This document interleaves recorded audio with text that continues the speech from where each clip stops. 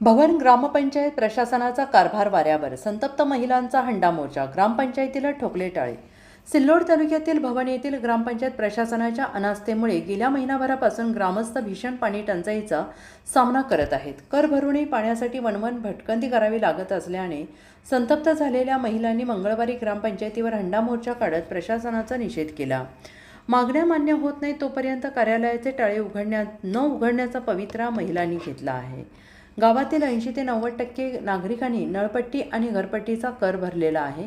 ग्रामपंचायतीच्या खात्यात 30 लाख रुपयांचा निधी उपलब्ध असूनही प्रशासनाच्या नियोजनशून्य कारभारामुळे नागरिकांना पाणी मिळत नाही.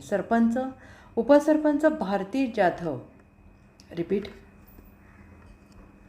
उपसरपंच भारती शिवाजी दाभाडे यांनी दिलेल्या माहितीनुसार गेल्या 20 दिवसांपासून ग्रामसेवक, पंचायत समिती आणि तहसील कार्यालयाकडे पाठपुरावा करूनही प्रशासनाने टँकरद्वारे पाणीपुरवठा करण्यास सपशेल दुर्लक्ष केलेलं आहे.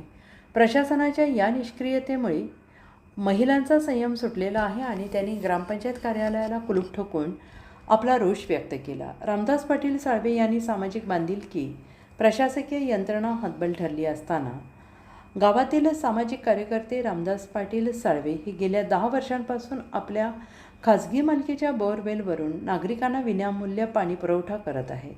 कोणत्याही प्रकारचा राजकीय हेतू न ठेवता केवळ लोकसेवेच्या भावनेतून त्यांनी सुरू ठेवलेले हे कार्य या भीषण काळात गावासाठी आधार ठरले आहे.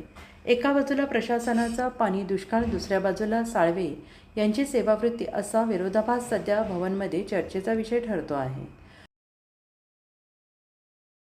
प्रशासनावर टीकेची झोड. नियमित कर भरूनही प्राथमिक सुविधांपासून वंचित ठेवणाऱ्या ग्रामपंचायत प्रशासनावर ग्रामस्थांनी तीव्र संताप व्यक्त केला आहे. जोपर्यंत पाणीपुरवठा सुरळीत होत नाही तोपर्यंत हे आंदोलन मागे घेतले जाणार नाही असा इशारा ग्रामस्थांनी दिलेला आहे. आता या आंदोलनाची दखल प्रशासन कधी घेते याकडे सगळ्यांचे लक्ष लागून राहिलं आहे.